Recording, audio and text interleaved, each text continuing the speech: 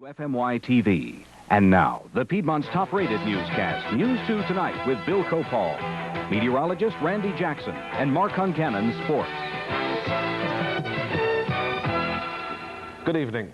We've seen it happen before. One by one, newspapers across the country and part of the Triad have folded.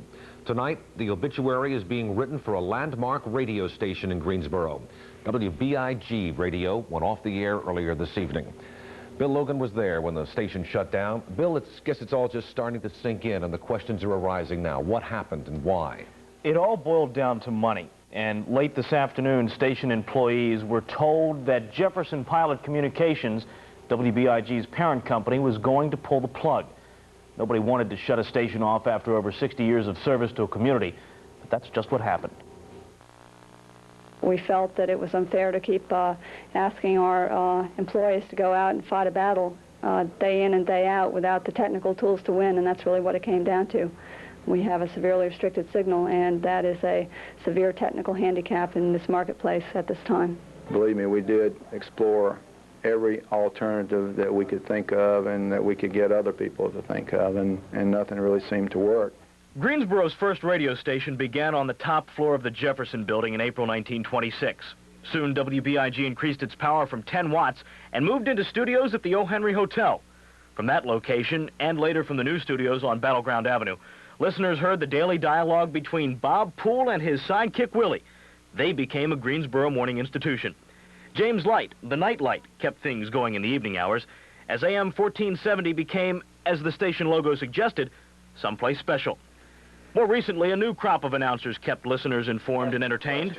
This summer during the drought, a rain day was held, complete with rain songs and rain dancers. It worked! I mean, it worked! Today, the mood, for obvious reasons, was more subdued.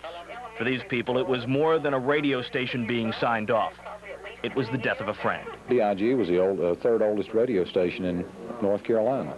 60 years. There's not many of them out there that can brag about 60 years of service to their community. So yes, indeed, when 6 o'clock came tonight, they did lose a friend. It wasn't entirely a surprise, but then again it was. It's just a shame that a station with this, I guess you would say, all the memories and the people it's served, it's just a shame that, you know, it's leaving the air. That's the sad part. One of my favorites, Johnny Rivers, on 1470 WBIG, the tracks of my tears. Dusty Dunn handled the final airship, taking calls from bewildered listeners and playing sentimental songs. At 6, he turned the mic over to Lloyd Gordon for the final words. Hello, this is Lloyd Gordon. I faced this microphone with great difficulty. In a few moments, WBIG Radio will sign off the air permanently. Over the next few days, you will no doubt read and hear about the factors which necessitated this action. I speak for the entire staff in saying that we leave you with great personal sadness, with tremendous pride in WBIG's 60 years of service to Greensboro, and with deep appreciation for your support as a listener.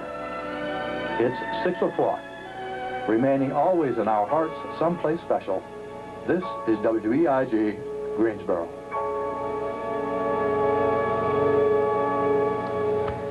The scene over at the studios tonight resembled something of a wake, and I'm sure the mourning will continue for some time. But life is going to go on for the WBIG employees. Some will be offered jobs at other Jefferson Pilot stations, and the company insists it will do all it can to make sure the others find work quickly.